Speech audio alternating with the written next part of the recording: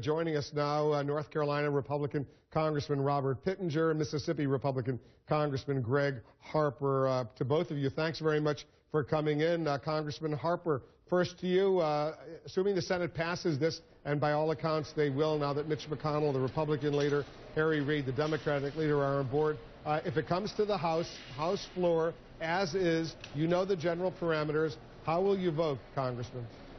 Well, thanks, Wolf. Look, I don't think we can flirt around with disaster on the debt ceiling, and while this doesn't have anywhere near what I would like to have in it, I will be voting yes, because we have a lot of seniors, people that are dependent upon their pensions, other issues that are there, and we are pleased that we're going to have the income verification and the fact that this will go to the budget conferees to hopefully address some of the real problems of the out-of-control spending that we've seen out of this administration. And it does continue the spending at least until January at that reduced level, that so-called sequestration level that the Republicans wanted, and some Democrats, a lot of Democrats, not very happy. They wanted greater spending. So I'll ask you the same question, Congressman Pittenger. How will you vote when this legislation comes before you on the House floor? Wolf, I haven't seen the legislation yet, but I will say this is a 2 or 3 month temporary fix. The big issue on the floor right now is what do we do about long-term spending, the debt, $17 trillion, $60 trillion of unfunded mandates. These issues have been out there.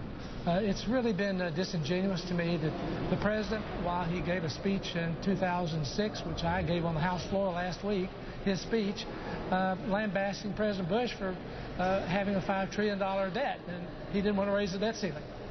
We have to address this, whether you talk to Paul Ryan or you talk to Peter Orszag, who's a budget writer for Mr. Obama, or Erskine Bowles, who I've known for 20 years, who's a budget writer for Mr. Clinton. They're all going to tell you, unless we address the spending trajectory of this country, we're going to physically collapse like Greece. Let me follow up.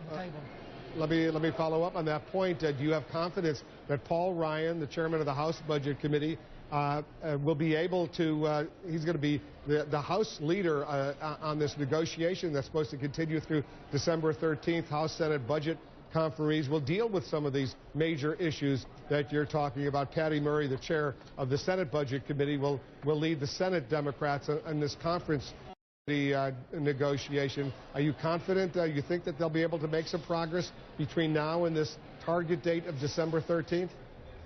Paul is a very competent and very capable person, one of the brightest people on Capitol Hill. I think he has put forth a very thoughtful, prudent plan that will balance our budget in 10 years. That's what we need to be about. That needs to be the focus. We have to build an economy that grows, that creates jobs, and right now we're not doing that. We have very anemic job growth. We have still large unemployment. We have the ability to move this economy along, but it takes a growing economy. It takes one where you have real spending that's in line with what your revenue is. Right? You know, if you take in about $2.5 trillion of revenue and you spend about $3.5 trillion, you have a problem. But those are all important issues. Congressman Harper, let me bring you back into this conversation. But you're going to vote in favor of it. And I'm still unclear if Congressman Harper is going to vote, Congressman Pittenger is going to vote in favor. We'll come back to him in a moment. But you're at least pleased that the U.S. is going to pay all of its financial obligations between now and February, and that people are not going to have to worry about getting their Social Security benefits. Veterans are not going to have to worry about getting their checks in the mail, and all the other expenditures that are so critically important to your constituents out there, Congressman Harper. You're not worried about, at least between now and January or February, those folks having problems? Well, Wolf, I'm not at all happy about the overall deal, but you're right. We can't really run the risk of having the nation go into default, having interest rates go up, other issues.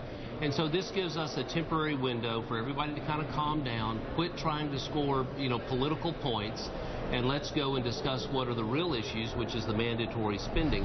And you mentioned on the sequester issue, remember that was the president's idea. However, both the House and Republicans and Democrats signed on to that, hoping it would never happen. But we have had, for the first time since the Korean War, 2 consecutive years of a decrease in overall federal spending. And we just can't keep spending at this level or going into debt the way that we've done under this administration. So I look forward to seeing what the budget conferees can do. I know Paul Ryan has been certainly an adult in the room, and I believe he'll try to move us in the right direction. And so you'll vote in favor. All right, Congressman Pittenger, are you going to vote in favor or against this Senate once it passes the Senate language to avoid government default and get the government working once again 100%? Well, Wolf, unlike Speaker Pelosi, I want to read the bill before I vote for it. And I'm going to read it, and then I'll let you know. But we do need to put together a plan, and that'll give us 2 or 3 months to hopefully bring common sense into the room where we can address the long-term critical issues of this country. You know, Mr. Obama, in his inauguration, he never brought up the debt. In his State of the Union, he never brought up the debt. When he came to meet with House Republicans, he never brought up the debt. In fact, he said, you know, the deficits really weren't that big a concern to him. Well, where do you start? We have to start with really a clear understanding that we need to get our fiscal house in order. Same question to both of you. I'll start with Pittenger, Congressman Pittenger. First, do you have confidence in the Speaker, John Boehner? Absolutely. He is a man of great integrity. I appreciate his honesty. I appreciate his demeanor. He's been called all kind of names in this process by the other side, and he was a gentleman. He kept his cool, and he did the right thing. Yes. Wolf, I don't think we could have a better speaker under even more difficult circumstances than we have here. He's not in an enviable position, but he has certainly believes in regular order. He stood strong, and so I'm honored that he would be our speaker. All right, guys, I appreciate both of you joining us. I assume, do you have any idea when you're going to have that vote, either one of you?